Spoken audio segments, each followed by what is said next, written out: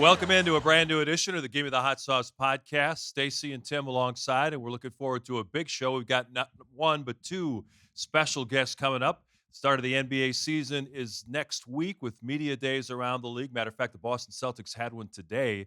The Bulls will have theirs on Monday, then start training camp the following day. We're going to be joined by Will Gottlieb, one of the Bulls' daily beat writers. He covers the team for CHGO Sports.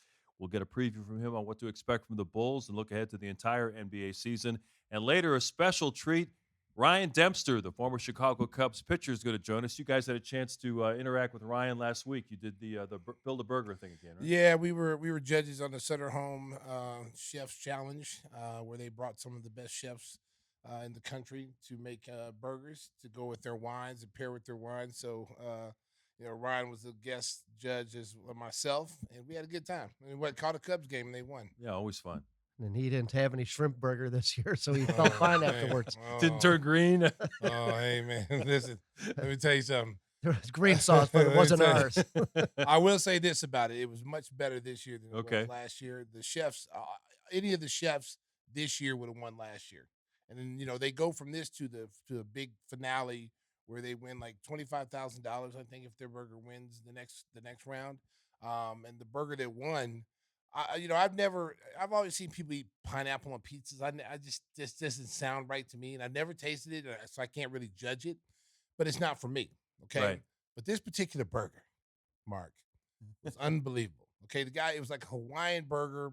He had like a fried pineapple piece with some coconut drizzle on it, and I tell you what, it was one of the best Wow. burgers I've ever eaten. And if you would have had that on a menu, a pineapple burger, Hawaiian burger, I would never even tried it. I would just ignored it unless the chef came out and said, "Stacey, have you ever tried a Hawaiian burger? Try this out." Then I would have tried it. And I tell you what, I walked away saying, "Man, I might need to try some pineapple on some pizza now because that." Oh, there you go. Yeah, that tasted pretty damn good. Open New up his horizons eyes. for Stacey King. Yeah, man. I've never been a pineapple guy, but I've always thought it was gross when people get pineapple on pizza. Like, in college, guys say, "Hey, can we get some pineapple on a pizza?" You get your own damn pizza. Ain't put no pineapple on no pizza. You better keep that pepperoni and sausage, baby. And this was sponsored by Sutter Home Wines. Mhm. Oh, yes. I mean, don't you pair your wines with the great burger? Always. free That's wine. the first thing I think of. Yeah. And see, Yeah. and what you do is for every burger, you had 4 burgers, and you have 4 wines to pair it with, and then you got to rate the wine as well, going with the meal. And there was some good wine. There was some good wine, man. I was getting a little buzz off the little summer fruity wine. It was pretty good. It went really well with that Hawaiian burger. Woo. Well, as we mentioned, it's almost time for Stacey and Adam to Oh, get back to Lord. work. Training camp starts with the Bulls next week, and we want to welcome in a special guest today, Will Gottlieb. As we mentioned, he writes for CHGO Sports. They do some great programming there, along with our buddies Matt Peck and Big Dave. They do a daily show talking about the Bulls and the NBA. Will, thank you so much for jumping on with us for a few minutes. Hard to believe that training camp is going to start next week. I know you've been having shows daily talking about this team, which kind of made it for a long summer because fans are kind of split on the whole moves that were made in the offseason. What are your first takes on bringing in Josh Giddey and some of the other moves that the front office made during the summer?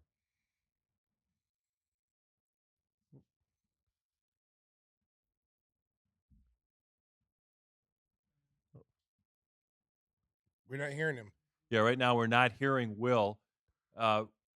We're going to get that all taken care of, but while I do that, Stacey, I want to ask you about the news from yesterday that Derrick Rose asking for his release from the Memphis Grizzlies.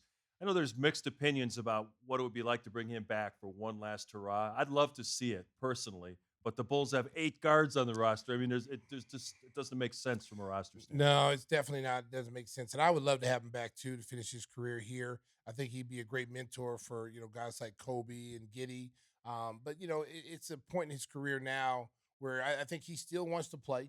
I think he still wants to play, and I think with John Morant coming back, he recognized there was not a lot of minutes there for him, and so he made that decision to ask to part ways. But he's always going to be a special place here in Chicago for him. Okay, I think we got our Will reestablished. Will, are you out there? Can you hear guys us? hear me now? Yeah, we got you. We got you. Much Yeah, better. we're just Thanks, curious. guys, for having me on. Yeah, we just want to get your take initially on the moves that were made. It looks like this is a roster that's set up kind of in that no man's land between trying to get that top 10 protected pick or maybe again being a play-in team. What's your thought overall on the roster moves? Yeah, I'm curious to see how it'll look. I mean, just a new team after a couple of years of having pretty much the same roster. It'll just be kind of a breath of fresh air to come in with some new players, hopefully transition into more of a faster paced offense, maybe try some new things. So we'll see how it goes. But it seems like the front office is kind of gotten to a point where, okay, let's start to build around some younger guys here and see what we have with them. And we'll kind of take it from there. So it'll just be exciting to get some new players in, a little bit of new life into a team that's been kind of bogged down the last couple of years. Yeah, I agree with you. I've said all along that a lot of people are not in favor of the moves the Bulls have made. Going out getting younger players, but I look at it like this. Wheel, it's like if you go to the draft, you do the same process. It's going to take you 5 to maybe 10 years to see if those draft picks pan out. The way they've done it now, they went out and got guys who've had moderate success in the NBA. Guys who've played. Giddy's been a starter in Oklahoma City. Jalen Smith played a lot. He's been a starter in some places he's been. And you look at a guy like Chris Duarte, who was like an all rookie team, second team all rookie, was a starter in Indiana until they moved him to Sacramento. So the pieces that they've got some established young players. And the key, I think, for this team is they're all under 25 years old.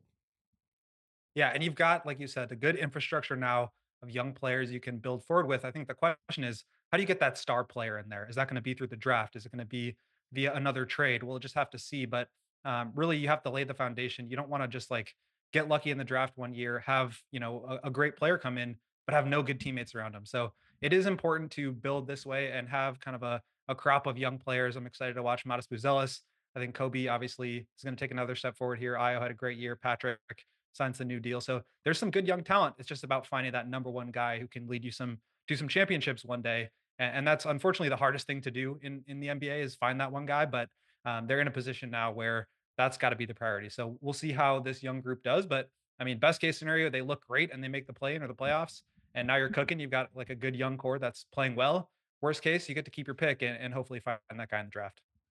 Thing that's going to be tough for Billy Donovan and is he's got, you'd like to have a rotation of 8 or 9 players ideally, and he's going to have 10, 12, 14 guys that are going to say, "Hey, coach, I'm just as good as this guy. How come I'm not getting minutes?" You look at veterans like Javon Carter. He may not have any minutes at all coming his way, and Torrey Craig is in the same boat. I mean, it's going to be a tough thing for Billy to try to develop young guys and dole out minutes to some veteran players. What do you think is going to be the biggest challenge for Billy in terms of trying to keep everybody happy on a roster that's kind of got a lot of guys that are of the same ability level? Yeah, it'll be really interesting. I think that's kind of like the biggest question that I'm sure Billy will have some good answer for it and kind of massage it in a way and not really commit to one thing or the other. But at a certain point, like the ball's going to get rolled out there. They're going to have to figure out, all right, are the young guys coming in and playing, or is it Torrey Craig and Javon Carter time, as you mentioned? So we'll see. But I think that is a big question. And it will kind of give us some insight into like, what is this team actually trying to accomplish this year? If they come out and Torrey Craig is starting or playing big minutes off the bench, and you've got some of those veteran guys in instead of a Dalen Terry or Julian Phillips. Well, that kind of says, all right, maybe they're making a little bit of a push to see how the season goes and go from there. But if Modest Buzelis is coming in and playing 25 minutes off the bench right away, then maybe you can kind of get the idea that they're going a little bit more patient. They're building, they're developing the young guys, and that's the priority. So I think that's like one of the biggest questions that we'll have to see at media day. But even beyond that, I think it's going to take some time to just see what they have with these young players and whether they can earn a chance to play. Well, I think they're trying to win. I mean, you bring Zach Levine back. You've got Vooch coming back. Those are two key members off your team that really play a lot of minutes for the Bulls. We weren't able to move Zach this summer, and he's, what we've read so far, he's willing to be a good soldier, do whatever it takes to make this team win. And you got Vooch, another veteran, former All Star player. So those two guys alone are guys saying that, hey, the organization is saying, hey, we're going to try to win. We're not tanking. We're not trying to lose. We're going to try to put a competitive team out there. And then you bring in a Josh Giddey, and you bring in some of these other guys, and Kobe is on the verge of taking that next step to being an all-star caliber player, depending on how the team does and what his season looks like.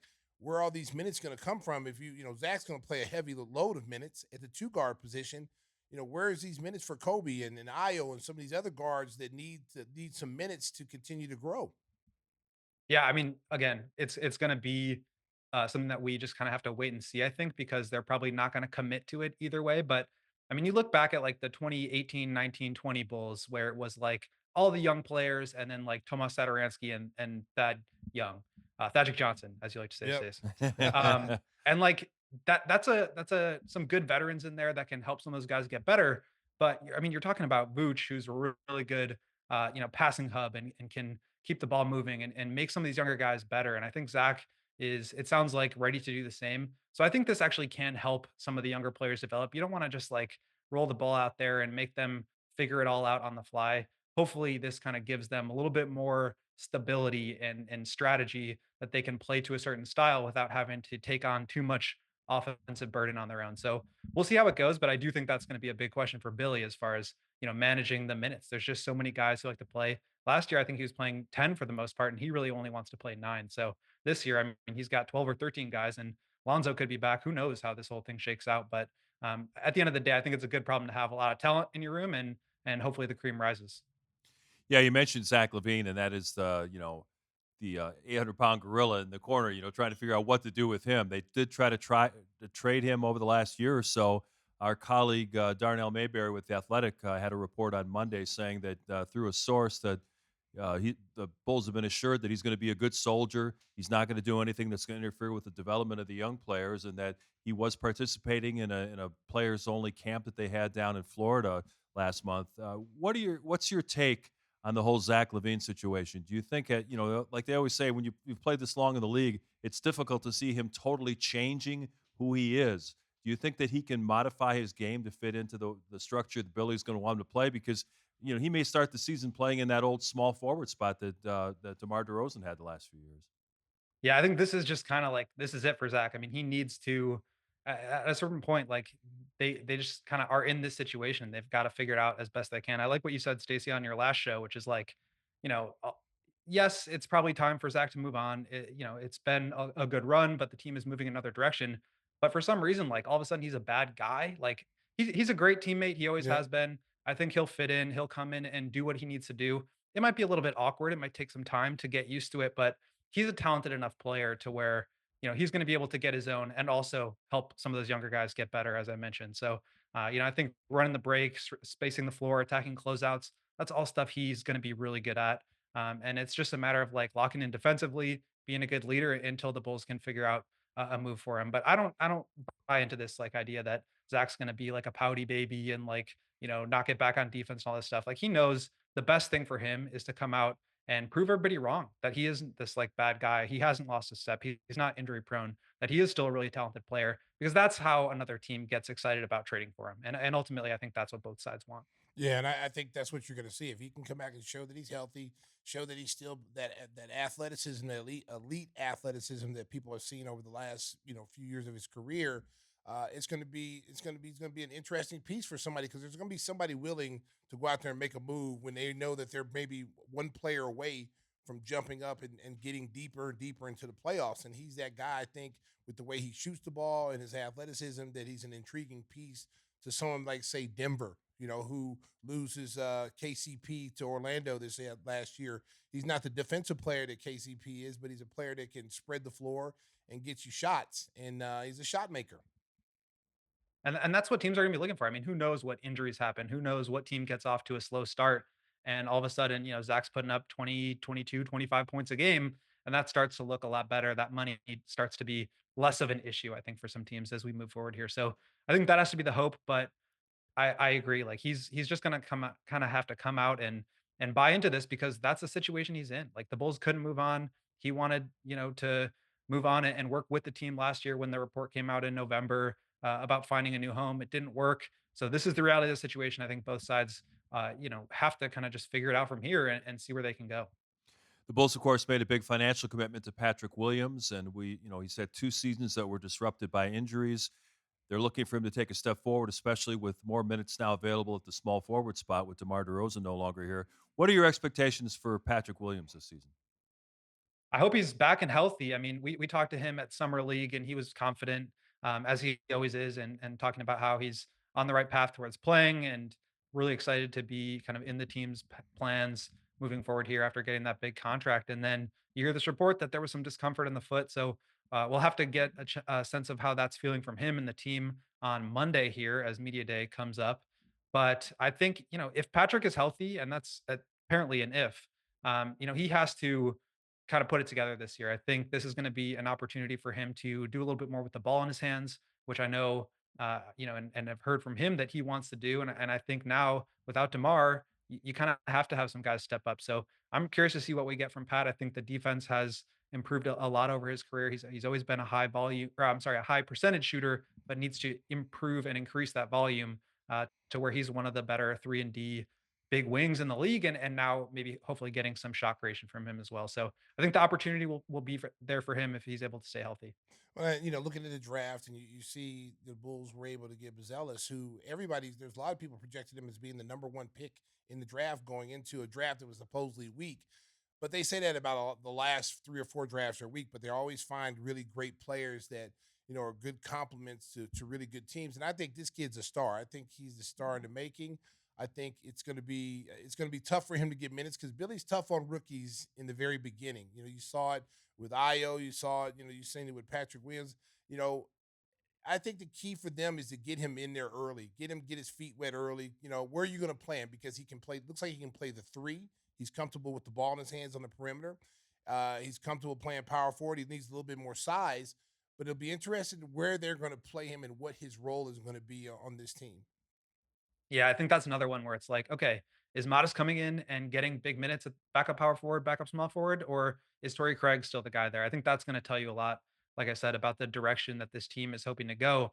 But I hope Modest gets a chance because he was awesome in summer league. I mean, very raw, but clearly skilled. A really interesting player from like a size and length standpoint in terms of his ability to, create off the dribble. The shot like looks like it should be there, and obviously didn't go in at a high rate in the G League and in summer league, but it seems like he's got a lot of confidence in his ability to develop that shot. And you saw like some step back jumpers and just driving to the basket, attacking closeouts.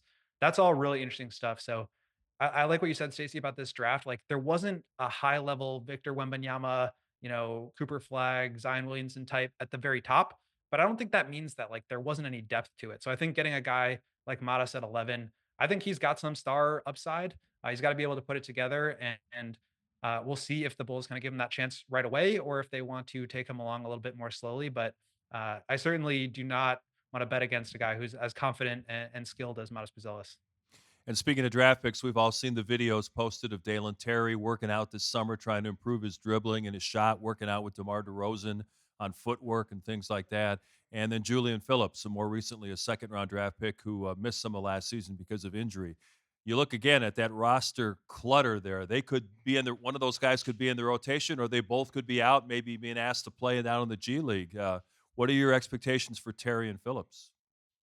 Yeah, we'll see. I mean, Julian Phillips looked pretty good in summer league. He's I think got potential to be a nice 3 and D player, really explosive athlete. So you can always use that no matter what team. And I think you're gonna have to try to find some minutes for him. And Dalen too. I mean, he's more of a question mark, I think, with the jump shot being what it is. He's the kind of guy where it's like you want the ball in his hands because he's creative, he's a good passer, but his handle is not quite where he's able to just get to the rim at will.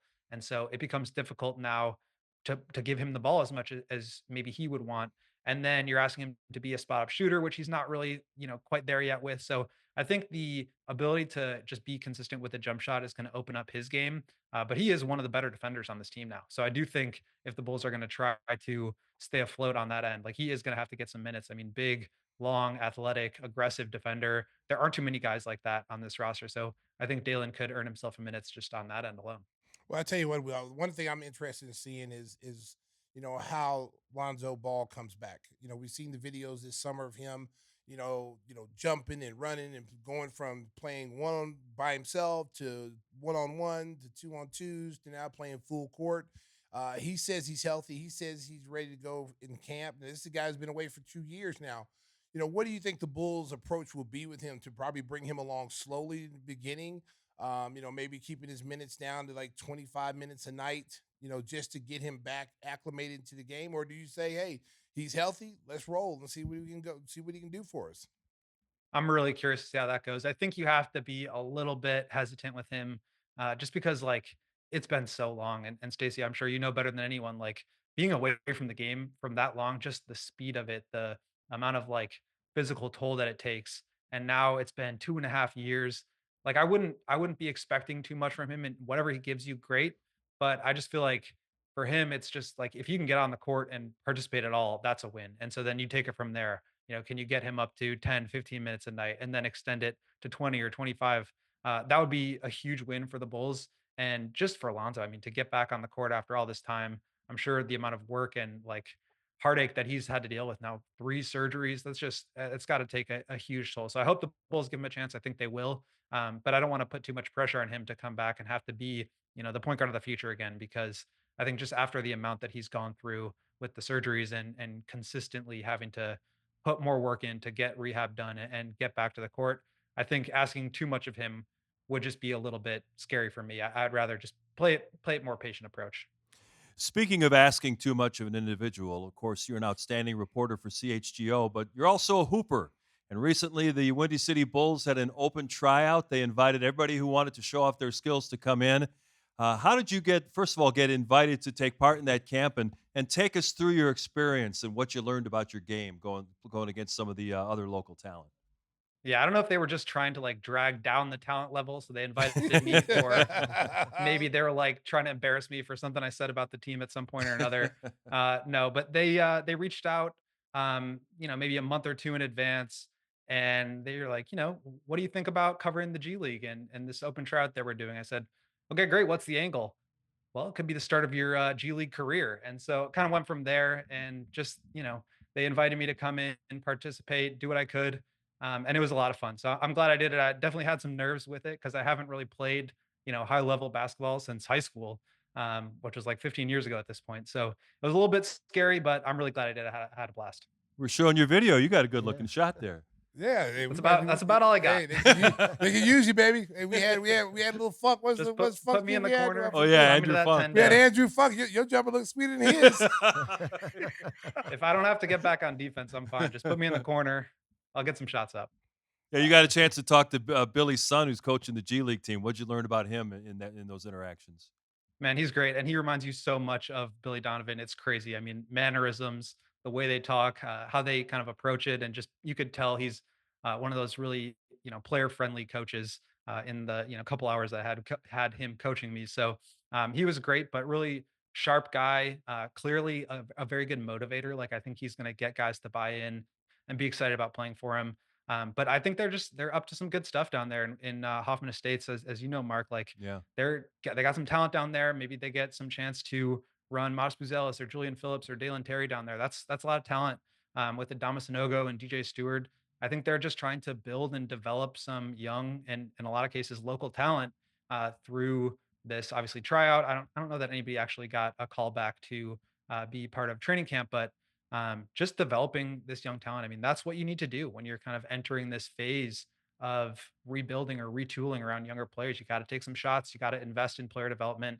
I think I love what the Bulls did last year with Peter Patton coming in and the way that he helped guys improve their jump shots and just basketball IQ and what it takes to be a pro at a high level. And I think they're trying to replicate a lot of that with the G League too. So really cool opportunity for them to get a look at some of the players in the local area. But then, also I think it speaks to the investment that the organization is making in player development and has been the last couple of years. So good stuff down there from them. When you look at this team this year, I think they're going to be fun. I think it's going to be an exciting brand of basketball. It's going to be a lot of fast breaks. There's going to be the ball's going to be popping them down the floor. What is your over under on this team winning win total? Well, that's so tough. I go back and forth on it. Sometimes you look at the Eastern Conference standings and it's like, how many of these teams are really going for the bottom? How many really are going for the play-in? And you feel like, oh, maybe they could, eke out 33, 34 wins. But then you kind of think about like all that DeRozan gave you in terms of steadying the offense on a game-to-game basis and just his magic in the clutch. And then Caruso on that side of the ball really just blowing stuff up before it even happened. And being that defensive culture setter, and you lose both of those things. I think you're right, Stacey. They're going to have to kind of change their identity and figure out some new ways to play because it's just not going to be the same without those two guys. So I think if they can play faster, they can shoot more threes, get up and down, find some easier baskets, and then hopefully you get some development from those young guys. I think you could be looking at an offense that it might not be more efficient than in years past, but maybe like you're saying, a little bit more fun, a little bit more fast pace, and you give yourself a chance to keep yourself in games that way. I think the defense is going to take a hit and that's why I would probably go a little bit lower than that. I think the sports books right now have him at 27.5. I'd probably Ooh, take the over, but not Yeah. by too much. I think closer to 30 would Yeah, it make is some sense. 27, 27 and a 27 and half. a That's half. rough. Yeah. I got him above that, in that maybe that between that 32 and 35 range. I just think because you still have Zach here, you still have Vooch here. Those are viable veterans that can score, that can, help your team, especially a young team. You got Kobe White is now a veteran player. You got Patrick Williams. And I think some of these new guys that we picked up are going to have breakout years too, because, when you get in these situations, Will, where you're kind of casted off from a team. Doherty's been on, this will be Doherty's third team. This is a kid that was on the second team all rookie team. You got Josh Giddey, who's a starting point guard, and Shea just kind of takes off, and then his role changes. Now they take the ball out of his hands. He wasn't comfortable playing off the ball. Now he has something to prove. So you got a lot of these young kids that we've got, probably with a chip on their shoulder. They want to show people they can play. This is their opportunity to come in here now and make a difference and make an impact. So I see them, honestly, probably that 32 to 35 point range. And I think that's good for them. I think that's really good for them, considering the fact that they're kind of in a rebuild, 1 foot in, 1 foot out, and you still have an opportunity at that 32 to 35 win total to still be able to keep your pick and maybe draft a guy, Cooper Flag, who could be a franchise game changer. Yeah, and that's the line you're hoping to walk. I think you're right to say that like this team is not bottoming out. I mean, they're not like wiping the slate clean and having no talent. They've got a lot of guys. I think it's going to be a matter of like how quickly can they gel? How quickly can they develop a new identity on both sides of the ball to where they're putting together some wins? And I don't think that they're going to rush it. I think they're going to try to take the patient approach. Obviously, you still have Zach and Vooch on the roster, and those guys are great players. I mean, they're going to help you win games. And so they aren't going with this like we're going to keep our pick by all costs. We're going to attach assets to move off of Zach. They're not taking that approach.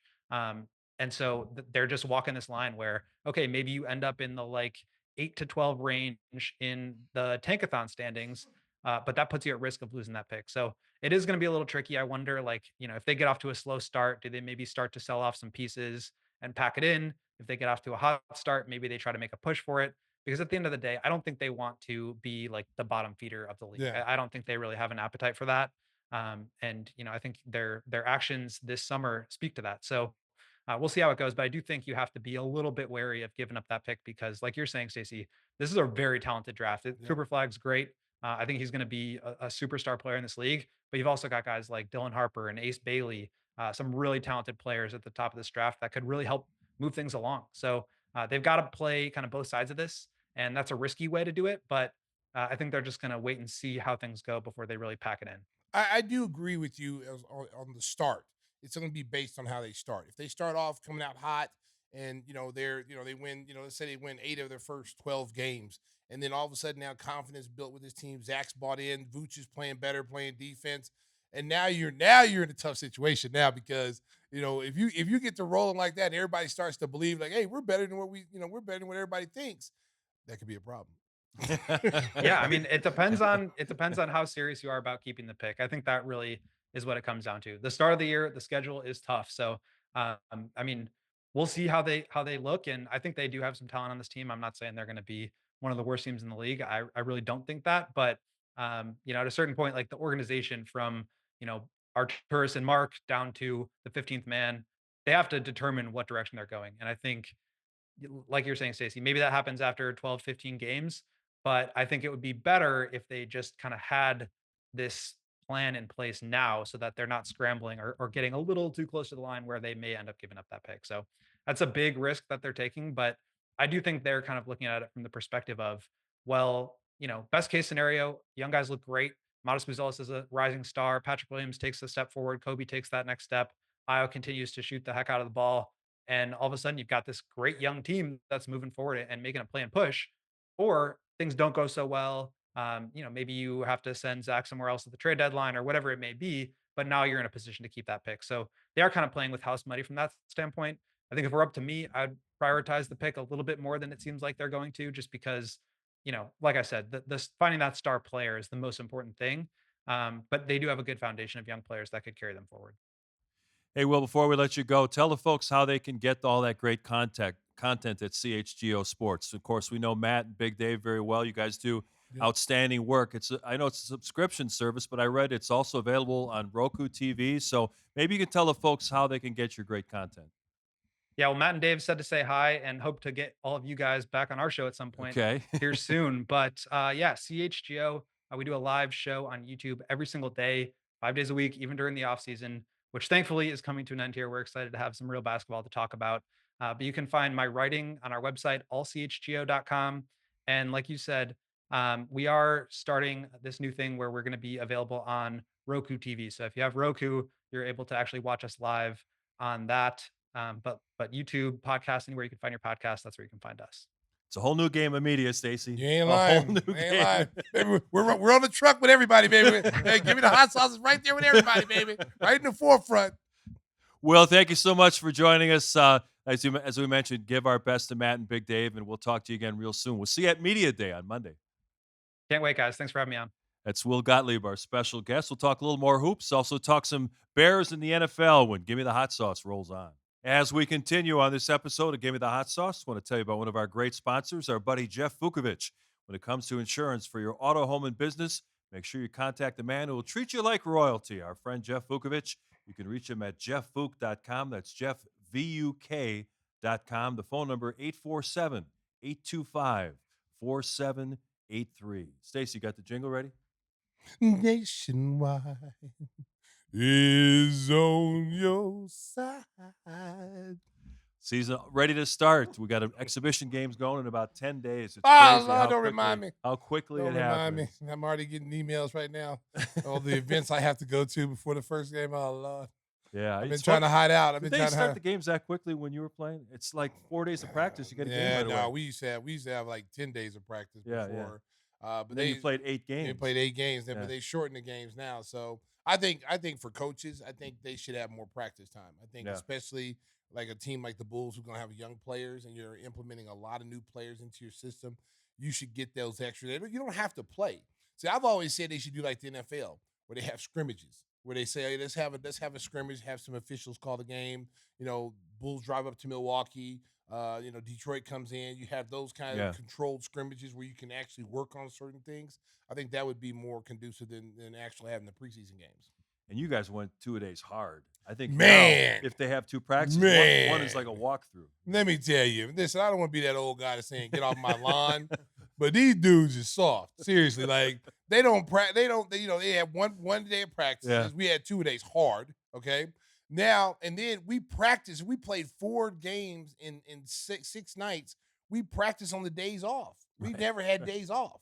And these guys, now you got sleep deprivation. Well, they need rest. They need all the rest they can get. They don't need to work out or anything. Just go home and go to sleep. And then they still come back tired and lose. Go figure. Go figure. And that's another reason why guys are breaking down, to be honest with you. Yeah. I guarantee if they did some kind of research on the injuries that these guys are taking, it's all soft tissue injuries. It's not like injuries like a guy blew his knee out. You're seeing guys miss games because of hamstring pulls. Well, how do you get hamstring pulls? Because you're not playing. You're not out there, strengthening your leg, your muscles in your legs. You're not out there, getting the work in. And then, the workload increases as the playoffs come along. All of a sudden now you go from, you played 50 games in the regular season. Now you're asked to turn your body up to meet the intensity of a playoff. All of a sudden you pull a hamstring in the layup line. Oh Lord, I pulled a hammy because their bodies are not in condition. Dude, watch how many guys get hurt during the year with these soft tissue injuries. Speaking of injuries, there was an announcement earlier this week that Mitchell Robinson, who's counted on to be the starting center for the Knicks with Tom Thibodeau, is not going to be ready at the start of the season. He had ankle surgery and it's slow healing, so he might not be ready till December. They already lost Hartenstein, so now they've got Precious Achua and an untested Jericho Sims as their only center. So a team with high expectations starting the year with missing a key piece. Listen, that Jericho Sims is the real deal. Yeah, he just has a hard time cracking the lineup because you had Hartenstein there last year and then Mitchell Robinson. But I tell you what, if I was a team, I'd go to New York Knicks. I mean, they're probably going to keep him now. But if you had a chance, go in there and trade like a case of Doritos for him and another case of Fanta, you could have got him for nothing. But now he's going to play. He's going to showcase that he can play because he's going to get some minutes. When they have played him, he's a shot blocker, rim protector. He runs. He's a rim diver. He's athletic. He'll dunk on you. Oh my goodness. Because I saw a video of him the other day at Texas. They had they had 3 guys on that team. That Kai that was playing for Yeah. Kai Charlotte, Jones. Kai Yeah. Jones, him, and there was one more kid that's Greg Jones or something. They had like 200 dunks between all 3 of them. They Yeah. were high flying. I don't know how Texas didn't win the national championship with those 3 guys. Yeah, they had Shaka Smart. He doesn't win in the postseason. No, he's terrible. He's terrible. He ain't too smart. But there's been some talk now they may go small ball with Julius Randle at the 5. I don't really see that working real well, especially with Tibbs, who wants that rim protector. Well, listen, they got Mikal Bridges, so they've got their guards. They're gonna be tough to beat.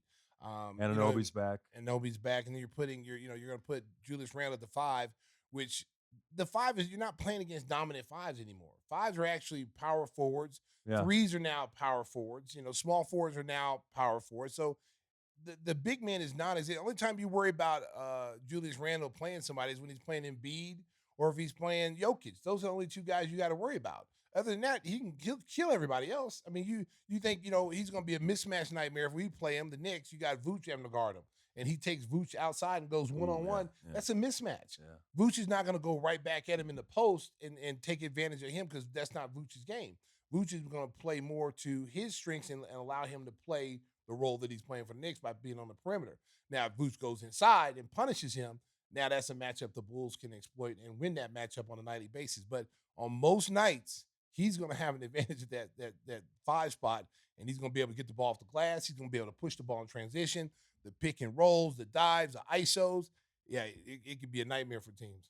Who do you see as the biggest challenger to Boston in the East? Do you see the Knicks, or do you like Philadelphia with Paul George coming in?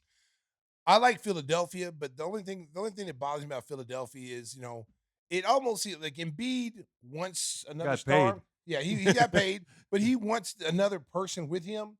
But it's almost like when you get that person, you don't let that person shine.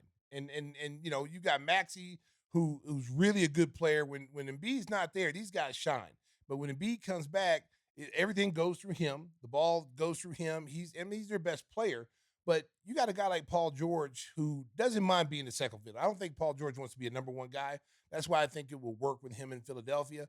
But will Embiid allow him to grow? Will Embiid allow him to take over a game in the 4th quarter? When the end of the shot clock, will Embiid allow that? Because Embiid doesn't allow that with everybody. Right.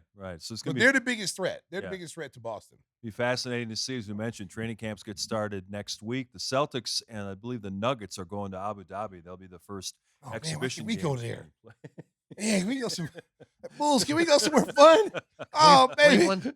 I remember when we went to Brazil one time, and me and Neil called a game from the studio. Oh, yeah, and we yeah. put sand in the studio, and we had fake palm trees like we were, and everybody thought we were there. I'm like, nah, man, we was in the studio down at NBC Towers, baby. Hey, I had flip flops on. I was like, oh man, can we go somewhere fun? Now last year, 2 years we went to Paris. That was fun. Yeah.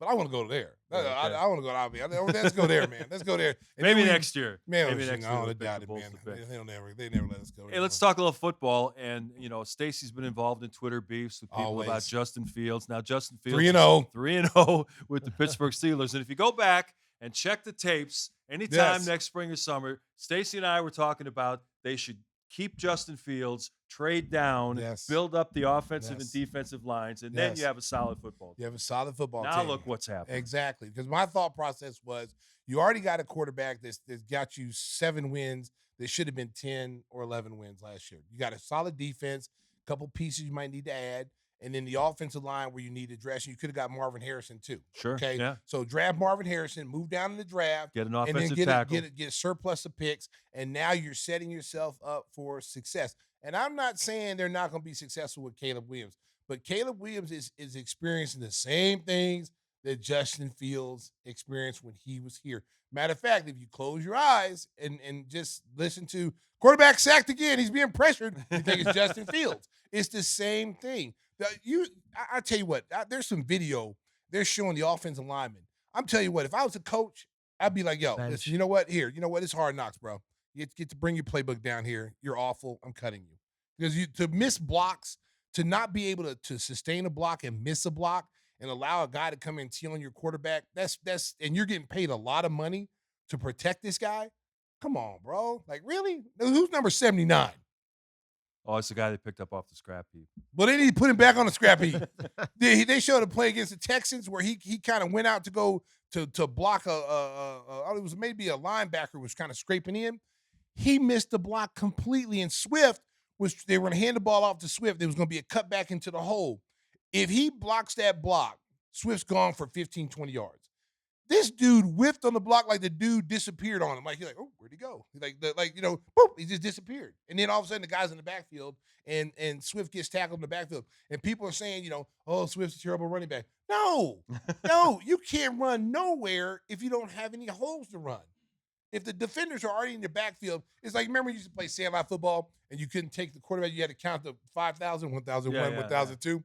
Well, teams aren't even counting on the Bears. They're just rushing. Like, hey, you guys got to count. Okay, we'll count. Don't worry about it. We'll count Bears. Hike. They're mangling them. It's terrible, dude. It's like, it's horrible. So all that blaming Justin Fields, now people are starting to see. Because listen, Caleb Williams still threw for 363 yards. Yeah. Okay. It's not the quarterback issue. And it wasn't the quarterback issue with Fields. Oh, he holds the ball too long. Well, when you're running for your life and receivers are not open, what do you expect? He didn't have the weapons that this kid has. Is this kid a better quarterback as far as like getting the ball to where? Maybe so. But Fields is showing you in Pittsburgh that, yeah, you don't have to be flashy to get the job done. Give me the pieces around me. Give me an offensive line and a running game, and I can manage the game. I can get us wins. And he rushed for like 80-something yards too, which were some of these runs were big the other day. And it's going to make it hard for them to bring back Russell Wilson when he's healthy, because it's hard to take a dude out of lineup when you're 3-0. No, as long as you keep winning. It's hard to take him out unless he just bitterly struggles in a game, the next game where he's like thrown 3 interceptions. That's the only way you would insert, a veteran player like Russell. Well, we're 3 weeks now and already on some of the shows. Did the Bears make a mistake by not taking Jaden Daniels? Yeah, that was going to be my next question. You watch him last night? Yeah, he was 21 tremendous. to 23, 254 yards. Had a couple of beautiful throws downfield for touchdowns, and was very composed and patient. Yeah, but you can't say that. No, yet. no. I mean, it's crazy. And that like that stuff Stacey comes said, up. Caleb Williams is going to be a really good quarterback, but Yeah. they put him in a really tough situation with a terrible offensive line. It's the same thing Fields does. Yes. And like I said with Fields, if your offensive line sucks, okay, why not do more bootlegs? Why not do more play actions where you're getting him out the pocket and getting him out in the field where he can see the field better? It's so, because he's a small quarterback anyway. Fields is 6'3", and had some size on him to take some of those hits. How many more times do you think this kid can take some of the hits that he's taken in these first 3 games? He's not built. His body is not built like that. And so, when you look at the offensive line, it's like, okay, Poles was an offensive lineman. You should have thought that, everybody's like, he made all these deals to get wide receivers. Well, you might have should have just kept Fields and traded down and got all these other pieces that Well, you did could get a use. couple. I mean, Well, he was bragging at the start of the season that was the all deepest set. offensive line group he's ever had. Okay, but they're all bad. well, he has a lot of Yeah. them. Yeah. Well, it's like okay, where you're shopping at a discount store. Yeah. Buy one get 3 free. Well, What the does one- that prove? Well, What the is one- that? I got one lineman. I got 3 other bad ones with me, so I got 4. Yeah. So who cares? Yeah. If Well, they the one can't hasn't block, played yet, right? The draft to Abadaji, whatever his name. He hasn't played yet. No, Yeah. they're working him back. He had an injury at the end of last season, came back slow out of mini camps, and I think maybe this week he'll finally play. But no, Yeah. he hadn't played. I'd embarrass Nate Davis, bring up a practice squad guy and say, put your $14 He'll get million cut when this kid but, Abadaji's ready. Yeah. Yeah, geez. I'm telling you, they might need to do like the Bulls did. Take a page out of the Bulls book. Is go look at rosters and find out where they got some good young talent that's not playing, like offensive linemen that are not playing, just need opportunity, and then go out and grab those guys. Or they need to get a better offensive line coach that actually coaches the line and the blocking, because what are they having? The problem I'm looking at is it a schematic problem, like the schemes that the offensive coordinator's putting in? Is it too? Did you see that photo of the 4 offensive linemen on their backs on that 4th and 1 play? Yes. They had a freeze frame. 4 offensive linemen Yes. at the snap were lying on the ground. Well, Completely let me blown tell up. you something. They probably told them that. Said, since you're missing blocks, just lay on the ground and make people have to go around you, and it takes the defenders out the way. That's why I used to tell kids when I coached when they were like 8 years old, and then you hike the ball, and all these kids come running in. It's like a gold rush, right? So I tell the kids, like, look, here's what I want you to do. This next time we come up, we hike the ball, I just want you to drop down on all 4s. Okay, so either they're gonna have to jump over you, and it gives us the time to get out and run, or they're gonna have to go around you. But anyway, it's gonna give us time to get rid of the ball, and it sure worked. Hey, but you wouldn't call a speed option on Madden on 4th and 1 going outside wide, would you? Ugh. Well, maybe on Madden you get away with maybe it. on but- Madden. On but college not in the football. NFL. College Yeah. football, I would. I don't Yeah. know about Madden because Madden's not used to that kind. Unless you got Lamar Jackson. Yeah. If you got a quarterback like that or Fields that can run, and you have to honor the quarterback run, and you have to honor the pitch. If you don't have a guy that you honor the pitch, you just They blitz. run 3 straight plays up the middle. First one was a wildcat, and then they go wide on 4th. And not their downhill runner once. No. Yeah. No. And Play they're running. calling And is they're still an running. issue. And their running game was not bad last year. They had a It is this decent year. run. They had a Yeah. decent running game last year. And so, and I think, people say, well, when they get Keenan Allen back, it's going to help. No. He's long in the tooth. Yeah, it's no. a nice pickup, good veteran, but he's not a game breaker anymore. No. He's not that guy that's got that separation. But that's not even the issue. If you don't have the time to throw, I mean, that kid doesn't have time to go through his progressions. See, that's when people say he holds the ball, they hold the ball too long. Man, when you're running and dodging, you got 18, 9 people coming all directions. Yeah, they're spinning you around. Here comes another guy over here. Yeah, of course you're gonna hold on to the ball. You don't know where to go Can't with see. it. You can't see anybody. Well, they're going to move Mercedes Lewis over to left tackle now. Might as well. But I tell you what, I let it be known. I've been saying this all along. I said this last year. When this kid struggles, how long is it going to be before everybody starts turning on him? Oh, get rid of him. He's a bust. He's a terrible quarterback. That kid is not a bust. The kid he's got star material. And if you're the Bears, Chicago Bears, you need to do whatever you have to do to protect your franchise quarterback. This kid is not going to be standing up all year long with the punishment he's taking. He's getting blitzed almost on every single sequence that he steps behind that line of scrimmage. The pressure that he's facing now is only going to get worse as the season goes along. Well, what about pulling Bakhtiari off the couch? Because at least he could tell them what to do when he's out there. Always hurt. Yeah. Always hurt, but I mean, just a few games. This is what you guys need to do. He could coach him out there at least. Because They need to get a young guy who can play. then we got to bring Mike Tice back.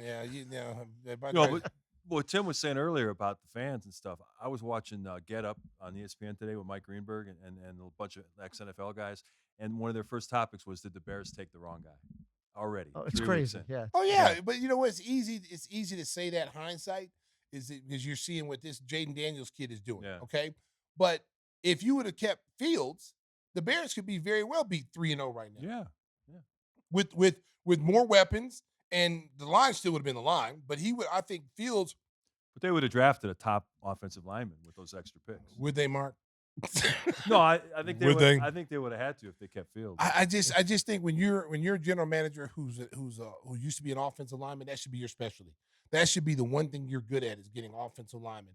The easy picks are the wide receivers, the skill position players. Where a franchise is won and lost is that the guys in the trenches, offense and defensive line. You get the right players in those positions, man. Your team is a championship caliber team every season. But I'm telling you right now, if they don't address that offensive line, this kid is not going to be healthy all year long. Yeah. There's a lot of ways to do it, but this has been a problem for 20 years. I mean, you go back to Chris Collinsworth one night on Monday Night Football said, forget Mike Tice. They'd be better off bringing in Mike Tyson to be their offensive line coach. They definitely could use somebody, that's for sure. Hey, we're going to talk a little baseball. We don't do that a lot here on Game of the Hot Sauce, mostly because it's been a wasted summer for the Cubs and White Sox having disappointing seasons. The White Sox, though, will have an all-time record for most losses. Big night tonight. Stacey's sporting the colors today. You know what? I'm I'm trying to rally the Sox right now. It's good that you're wearing I'm trying to black. rally the Sox right now. I feel your pain, guys. Sox fans, I feel your pain. I'm telling you, listen right now. So I'll try to bring a little mojo because nobody wants that distinction. No, nobody. Listen, and they have to win all 6 to avoid it. Let me tell you something. Well, that's not going to happen. No. Nobody wants that distinction of being the worst team ever. You know what I'm saying? Yeah. You just don't want that, man. Somewhere down the line, there's got to be a pride thing kicking in. Like, okay, guys, look. I mean, we had a shitty season. We sucked. Okay, but we're not gonna lose. We're not gonna lose. We're not gonna lose. We're not gonna be the worst team ever. Come on, let's go. Come on, guys. Win one for the Gipper. Let's go. Let's do it. We can do this. We can do this. Damn. Oh, All right, Ryan Dempster's coming up, but first, Whisper's going to tell us how you can get some delicious hot sauce. Well, we tried to spread it around last week at the burger tasting, but I was delayed again. It was late. by an Uber driver. It was a disaster. It was a disaster. But nonetheless, we had all the we had all, He was telling me a handed story. out to celebrity This took chefs. from south to from north and went Yeah. the wrong way. Yeah, I'm like, where are you going? And we're it's like, next thing you know, I'm Yeah, kind of. But see, but Wrigley see, Field is kind of a landmark. yeah, again, but you know what? Yeah, it's a landmark. Exactly. Yeah. But if he would have just rode with me, this would never happen. Yeah. You know, me and Mike, we were prepared. We were waiting you for were him. late. Did you No, I take wasn't your late. Yeah, you were. I was late waiting for your ass. What are you talking about? I'm late. Did you take your assault vehicle downtown? Yes, I did. Oh, They did. man. That's why he was late. And Because he's too busy trying to show it off. Stacey did give me a nice parking spot, though. Okay. That's right. Because I make things happen. But the celebrity chefs are very happy to get the sauce and some of the other people. So that was good. But we'll see. But anyhow, in the meantime, go to GimmeTheHotSauce.com. Use some of those codes. Come on, people. It's free sauce. It's that time of year where barbecues get fired up for the fall. Oh, You can almost smell Christmas in the air, can't you? Not Yeah. exactly. Really? No, not exactly. Just no. testing you guys. Not even some pumpkin spice? No. No? All right. Well, then. You get got to some work hot harder sauce. on the sales pitch. Come on, Whispers. Well, it's fantastic. But This all is you a have guy to do that's is never try gonna it. sell. He's never the tops in sales right now. He's the guy. He's on the verge of Oh, getting look fired. at that. The green sauce. Man, oh, man. So you got to just try it. Order some. People open their mouth where and is- watering. use the- Where the use hell the- is Christopher use the walking code. when we need him? This guy is sinking right now. I've had enough. Whispers. You're Thank fired. you. It's Thank over. you. I'm doing every one of these from now on. You're terrible. It's over. I'm Oh my stepping God. back Thank in. God he's back. I'm not getting any new Netflix series, so I'm back. Beat it.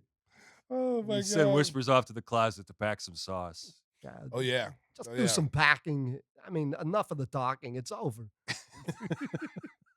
I just got a new grill too. I want to throw that out. Yeah. America, I got a Weber grill. Shout out to ADT. I already got a smoker. I got the same smoker he got. Yeah. The what is it called? Traeger. Traeger? Traeger grill. But I went and got me a Weber because steaks just tastes a little bit different on a grill.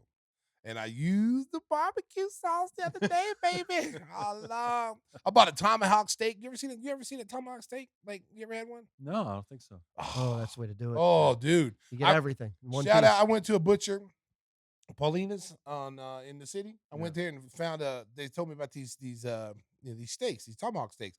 I'm like, let me go check it out. Man, shout Get out your to ribeye, Paulina's. your I'll tell you, filet, your New York. Paulina, Hollywood. shout out to y'all.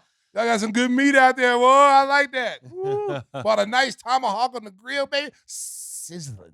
And you can finish it off with some Chicago pastry. We Ooh, had that yes. in the Oh, that was studio good. last week. That Oh. was delicious out in Bloomingdale. Shout out to Chicago Pastry. Yeah. Hey, Ryan Dempster's coming up next. We're going to talk some baseball and a whole lot more with our special guest. That's next on Gimme the Hot Sauce. Back on Gimme the Hot Sauce, we were mentioning in the break that we don't really talk a lot of baseball this year, mostly because the Chicago teams haven't done that well.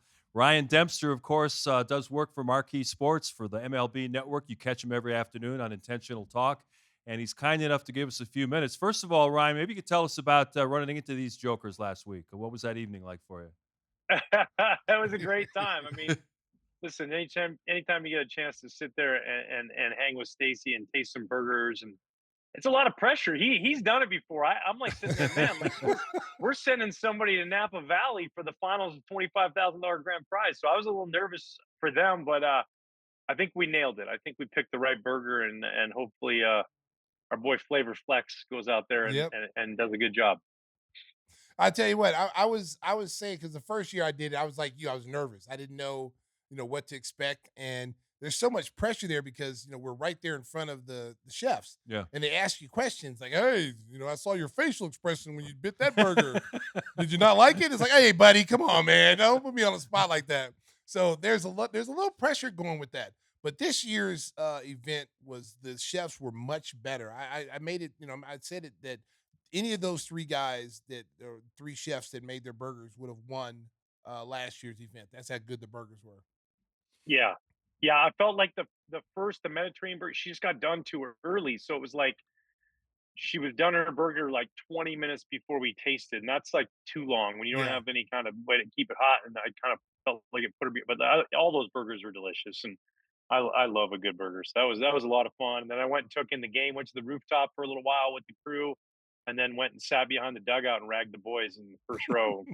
Got a victory. So it was good. Yeah, Stacey says he's a convert now. He never wanted pineapple on his pizza or anything, but he said there was pineapple on one of the burgers, and he said it was great. Yeah, well, and they fried it almost like a coconut shrimp flavor, so wasn't super sweet, like kind of really creative, and I never even ever seen anything like that in my life. I don't imagine too many times though I'll be cooking up a burger at home and be like, honey, can you pass me the coconut shrimp mix and some pineapple? And I'm just gonna deep fry this up for my burger real quick. See, that's what I But said too, right? I said yeah, that if I went to a restaurant and that was offered on the menu, I wouldn't even looked at it because I used to yep, think people getting pineapple on a pizza was disgusting because it's just certain yeah, things that don't go. And then the only way I would have tasted a burger is under those circumstances that we were just at last week, where we have to taste it and then decide if it's a good enough burger to go to the next round. And once I bit into that burger, I was like, damn, this is a good burger. right, I was, matter of fact, I yeah, almost ate the whole burger. And then the guy goes, oh, you really like that burger? Because that was the only one like I had like a second bite Yeah, to. yeah, And then he called me out on it. I was like, come on, dude. Come yeah. on, man. Stop yep. that. Stop that. But it There was was there it was was good. there was one lady that came up later, and she goes, "Oh, I knew which one you, all three of you, or all four of you, when you bit into that. Like three of your eyes lit up, and somebody else was trying to play it cool. It's like we all know who won, so it Yep, was good. yep, That yep. was a lot of fun, man. It was a good hang.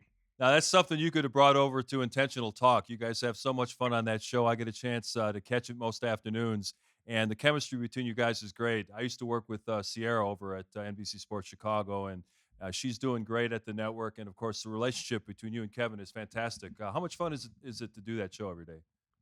Yeah, I mean, it's it really is a blessing, and to be able to work with one of my best friends in the game, like Kevin and I were teammates since 1998 in the big leagues. We came up, when the Marlins rebuilt everything, and then we made our way through. We were roommates in spring training, and then last year at the start of the off season, kind of having conversations about it all, and then getting to know Sierra, and right away, Kevin's always been big, man, on the benefits of team building. The stat that doesn't show up in a data driven world that we're in right now, and how important that is, having those glue guys on a team. Well, you have to have care for one another to do that. And right away, group text message, all right, what are we doing? Let's get to know about each other. And really, Sierra's become like our little sister, and she's so much fun. She puts up with our crap all the time, and we're always just clowning half the time in between commercial breaks. And but we love it. We're fun. We're informative. We both love baseball. We watch it all the time. I'm always watching games. Sierra's always watching games, and Kevin's always watching games. And while they're going on, we're group texting like, "Did you see that? If not, you better check this out." And it is a really, really great thing to be a part of, and I hope it goes for a long time. Stacey, you should see what they got Kevin for his birthday. Tell him that story. I was watching the episode today. Little on air So, embarrassment, but he rolled with it very well. yeah, so we thought it would be fun to two of his favorite things to do. Sierra says every morning meeting we have a conference call every morning at 10:30 Chicago time, and Kevin's either one golfing or two doing a number two. He's always on the toilet or he's golfing. So we got him a golf putt putt game that you can do while you're on the toilet. So he kills two birds with one Oh, stone. wow. Oh, I bet that was hilarious. He It rolled was with so it very great. well, though. He took it in good humor. Yeah, Yeah. he did, and we had a lot of good birthday messages from everybody. And that's the fun of our show. Some days it might be serious, and we talk a little bit more serious stuff, and some days we might just be having fun the whole time and talking the lighter things, highlights, silly things that are going on in ballparks. Great interviews. It really is, in my opinion, the best interview in baseball because it's not always very few serious questions, one or two maybe. It's all light. Who's the cheapest guy on the team? Who smells the best? Yeah. Who's got the best shower body? Like all these things like we want to know, and guys open up because it's like, oh, this isn't the standard. How did you feel? Type of Yeah. interview. It's more just the light and loose and have a little bit of fun. Plus, we give IT Mojo, which is if you come on our show, there's pretty much guarantee you're hitting at least a double. And if you're a pitcher, you're going to get a W next time out.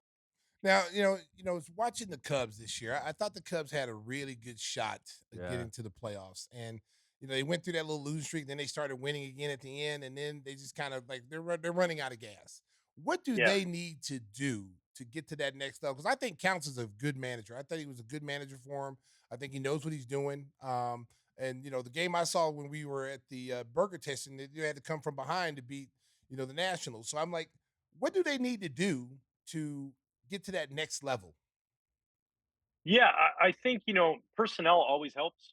Like, you ask most managers, like, how do you become a better manager? Like, give me better players. And it's not a knock on the guys that are in there, but if you look at the stats, And then you look at some of these teams that are dominating the league, the numbers don't match up, right? Like these guys are, the Phillies have five guys with 25 home runs type thing, or 100 RBIs here, 100 RBIs there, and the numbers are much greater on an offensive side. And then on a starting pitching standpoint, there was some struggles. Justin Steele went down the first start. Here's your ace and your all-star first start, and then Kyle had some struggles early on and finally got it going. And so I think depth is huge. If you're going to withstand injuries, you have to have depth, and it's okay if you sign seven good starters. Like there's some motivation there to be one of the guys in the rotation, and I think having that losing streak, they just put their back against the wall, and they were climbing uphill, not trying to chase down one team or two team, but like four teams that they had to try and catch up to, and it just becomes almost impossible. Like there's only one team a year that's doing what Detroit's doing right now, and that's going on a hot streak like this at the end of the year. Last year was the Diamondbacks. You can always pick one team. The parity is just so much there. So I think a middle of the lineup bat somewhere again, if available. Now, who are those players? I don't know. Juan Soto is probably going to cost you $500 million, so probably not. Maybe Anthony Santander, Pete Alonso, these kind of plays that you can kind of figure out. Maybe it means moving somebody to get that kind of bat in the lineup where you can depend on that consistency. But most of all is just Craig Counsell said it perfectly, and it's the truth. You got to win the winning moments, man. You got to get the runner over from second base and get him in from third. You got to make the pitch in the big situation. You have to turn the double play. You can't just get away with that for 2 weeks and then think, oh, we'll be fine. There's a long season. Those games in April mean just as much as they do in September. So if you don't win those winning moments throughout the course of the season, it's going to be really hard to make the playoffs. Yeah, and then you always need a guy who's willing to be an A-Rod or do Harry Carey impersonation too on the other end. Hey, you ain't lying, man. Like there is something I've always said for the longest time, and Stacey won a whole bunch of rings, and he knows you can have all your superstars and you have all your guys that are, going to go out there and hit the clutch three when you need it, or the guy who's going to hit the big game winning hits. And like, you need the glue guys in the locker room. And if you're counting on your 26th guy on a roster to statistically be the best player, well, guess what, man? You're not winning. That's just how it is. Like I look at Texas last year, right?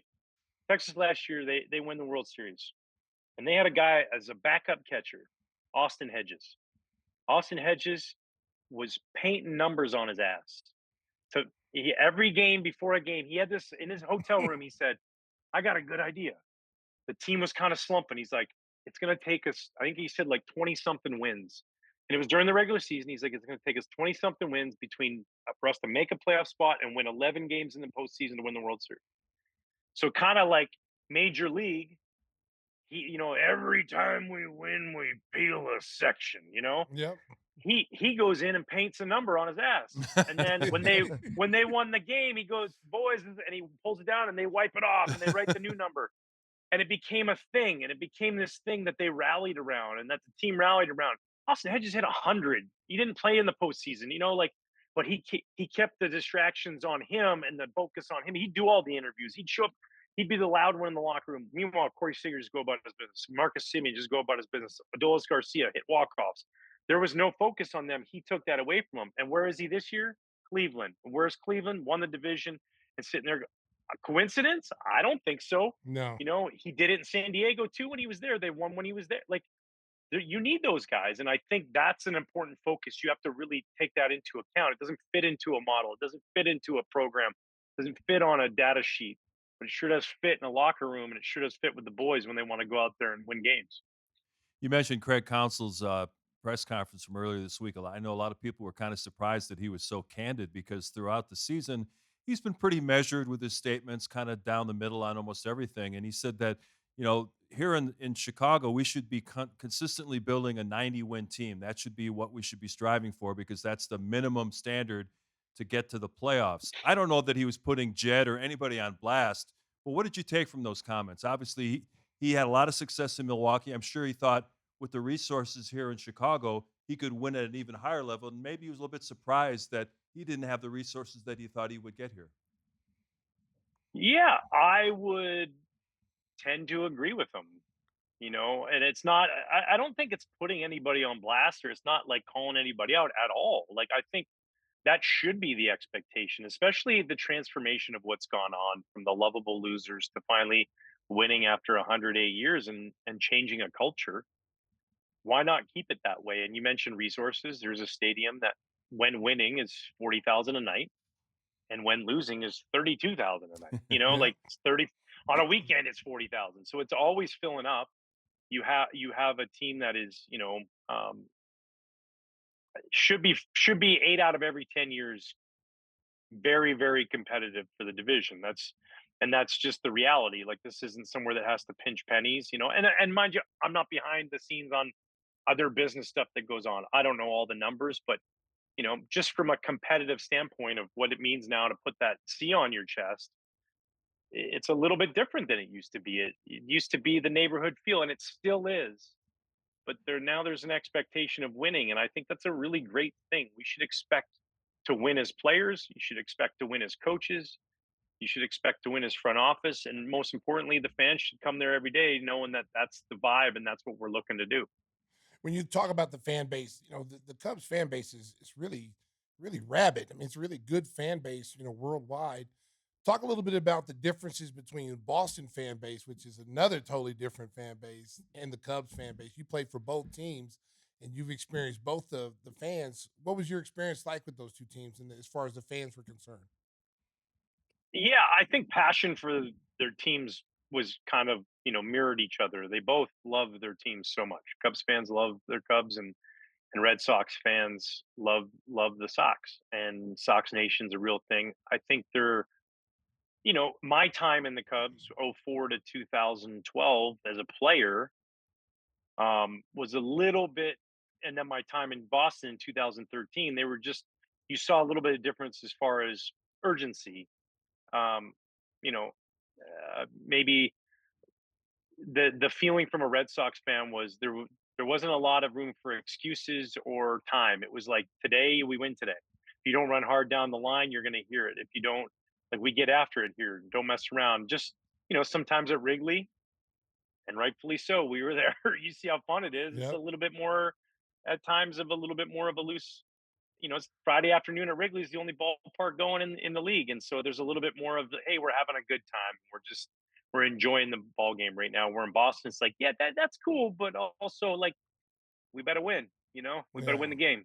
Otherwise, you're walking home. Like, that's how it is, and it's just a little bit different that way. But both, iconic places, and a lot of similarities, and a few differences. But they've also won in Boston 4 times in the last, 20 years. So it's changed a little bit there than it used to be. As you can see, Stacey's wearing his White Sox cap. I think part of the reason is his checks are signed by Jerry That's Reinsdorf. uncalled for. That's uncalled for, Mark. That is totally uncalled for and but unnecessary. he is a fan, and I wanted to get your input. Obviously, you've never played on a team that had that tough of a season, but can you imagine? Well, I'm sure you can. What it must be like walking into that clubhouse every day with those losses piling up. I think the guys have done an amazing job of keeping their composure and trying to play hard. But put us in the mindset of what it must be like for a player to go in there every day when you're losing game after game. Yeah, you say I haven't played, but I played on the Marlins team. I think we were 50, 54 and 108, or 56. I don't know. We lost over 100 games. We lost Yeah. almost 110 games. And that was it. After they won in 1997, they traded away all the good players and got a bunch of kids from Double A and stuff. And we stunk. We weren't ready for the big leagues. And I think the biggest thing you can do as a player is learn every day, try not to make the same mistakes. Because a lot of those guys are learning on the job, the big league level. Understand that you're going to lose, right? So I think so much of our life as athletes, little league, high school, minor leagues, college, whatever your route is, and then you go all the way up. We just succeed. That's why we're in the big leagues. Like, I was the best player on my little league team, and then I was the best player on my high school team, and then I was a great player in minor leagues, and then you get to the big leagues, you're like, whoa, everybody's the best player.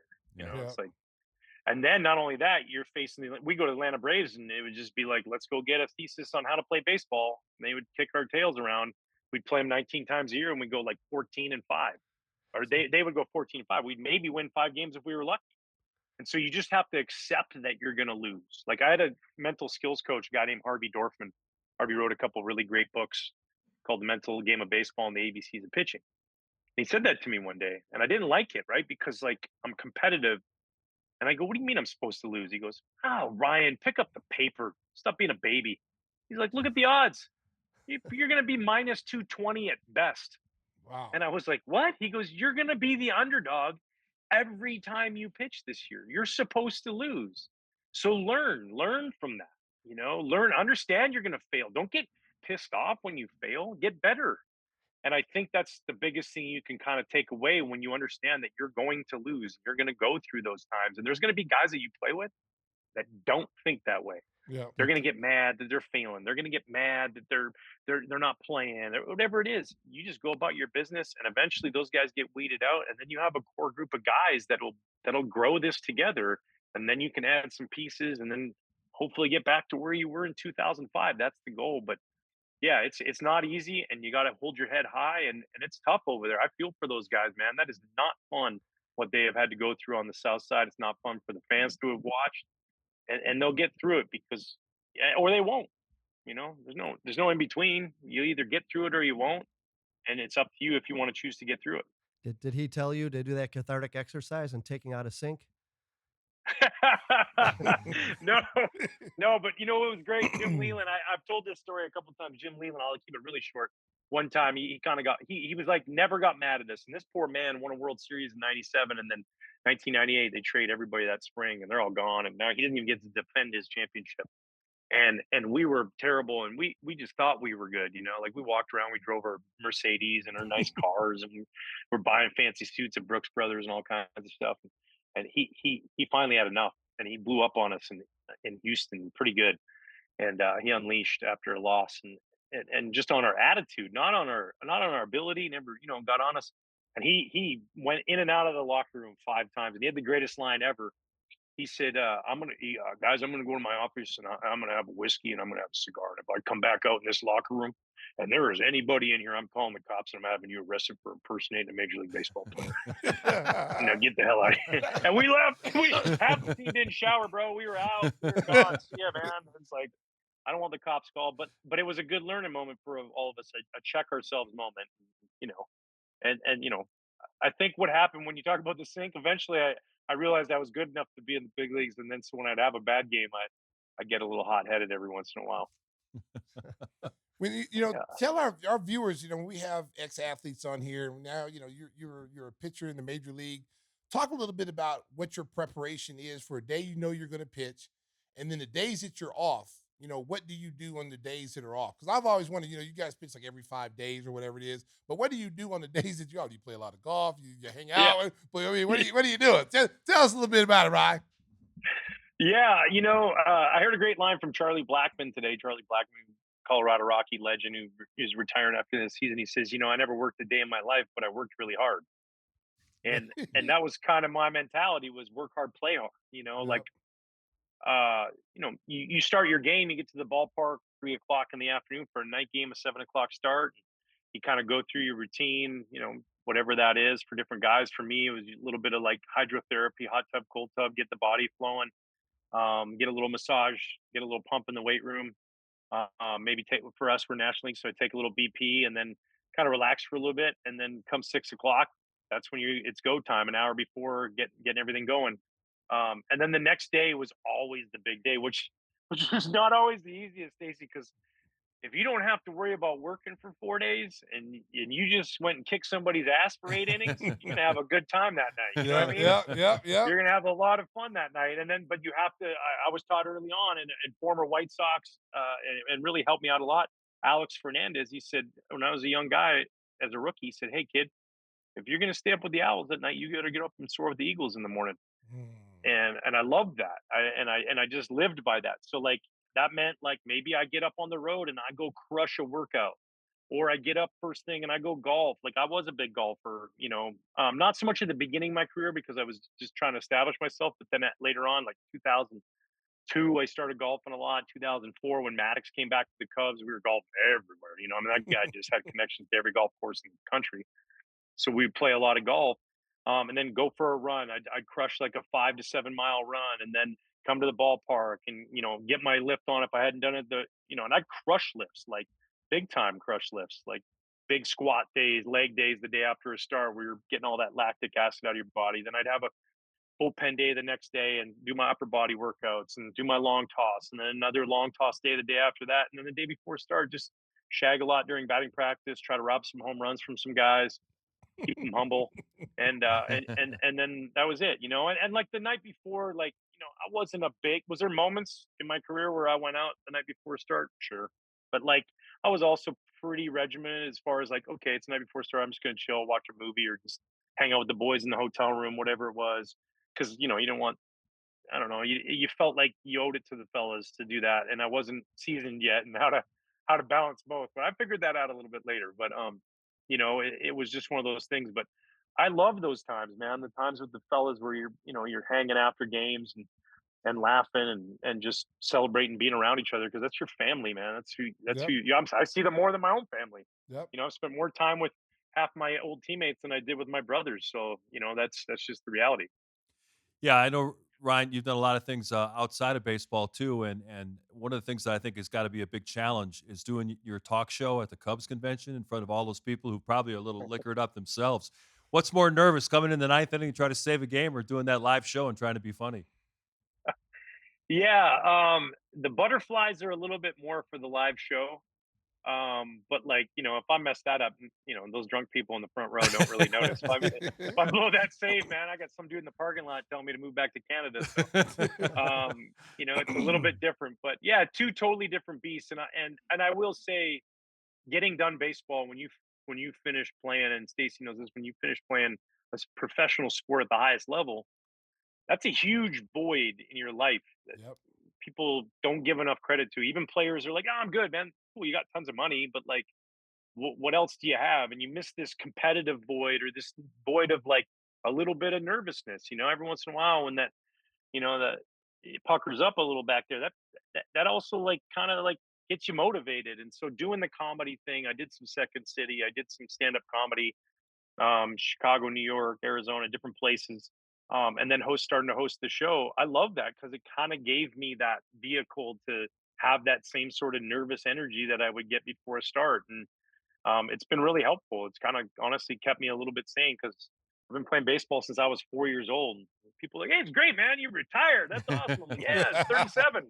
You know, Right. like what Yeah. else am I? Where they got to do stuff." So like stuff like this, where we're constantly pushing ourselves in a little bit of a different light is a really great thing for us athletes because it is a big void that's left when we're done. I think the biggest thing, yeah, the competitive and the games and all that, but I think the thing that like most of our guys and my friends that have retired is being around your teammates, camaraderie. Because you're in basketball, you're around these guys like 7 months out of the year. You're around them more than your family is, and the stories that you can tell and the all the times that you've hung out and had dinner and done things, that probably can't even be really talked about. Maybe maybe in a book somewhere, a tell all book, but you miss the camaraderie, being in the locker room, seeing your teammates, joking before a game, getting yourself ready to go out there as a team, as a unit, to go out there and defend a title or defend, home field. There's nothing like it. It's an amazing rush. And then when you're done with it, it's kind of like, what do I do next? Like, Yeah. what challenges are out there for me to get that same feeling that I got as a player, and Yep. doing the stuff like you said, doing this kind of stuff, podcasts, and I do the games, every night. You're still active in the game per se than actually playing the game, but you're still part of the game in some aspect, Mhm. and you get some of that back a little bit. Do you feel the same way?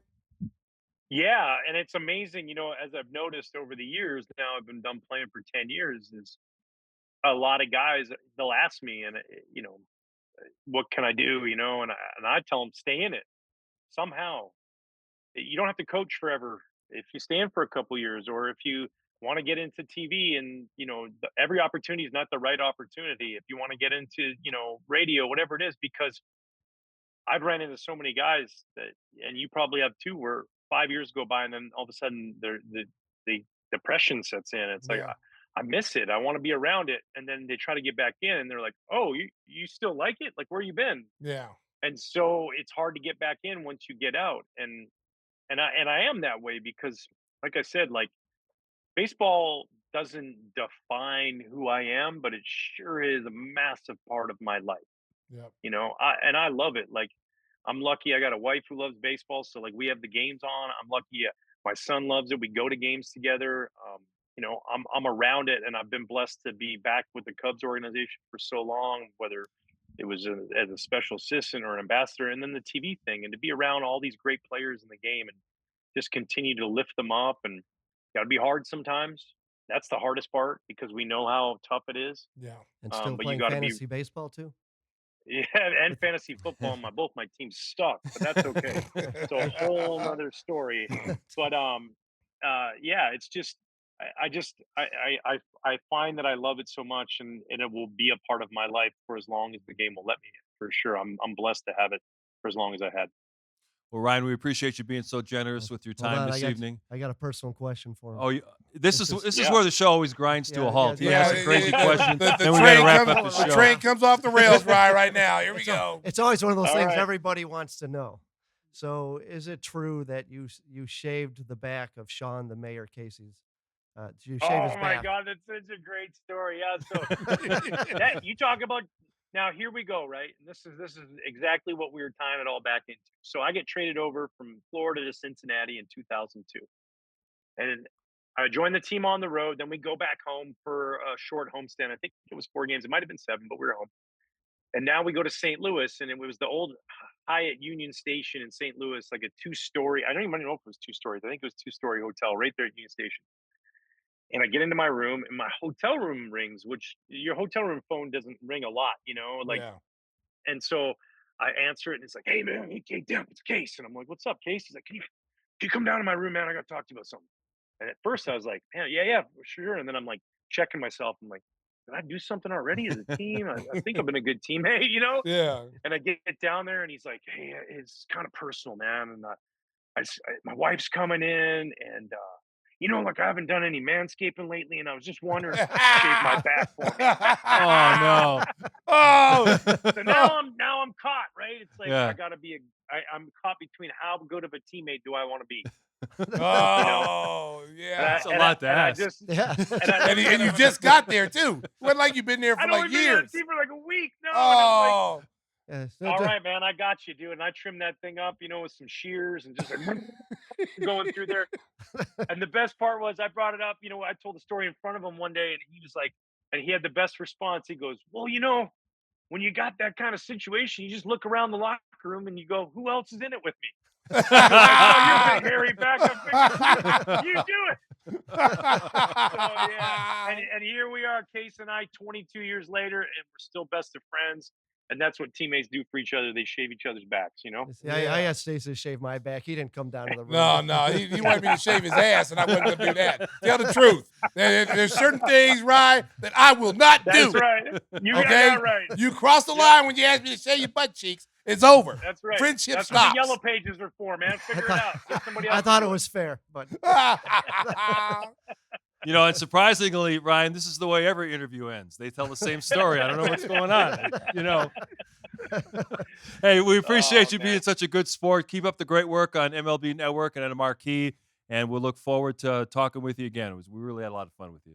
Yeah, you bet. Thanks for having me on, guys. Keep it going, man. Stacey, thank you, fellas. This is awesome, man. All right, That's big right. Love dog. conversation. All right, Ryan man. See you Dempster, guys. our special guest on Gimme the Hot Sauce. That was fantastic. Yeah. Can you imagine a guy calling you up and they're Hey. just teammates for a week? Hey, can you Hey, shave let my me back? tell you something. Stacey King ain't shaved nobody's back. Okay, you call me up. If I've only been there 24 hours, it's like, "Stacey, man, look, man, I didn't know who else to ask.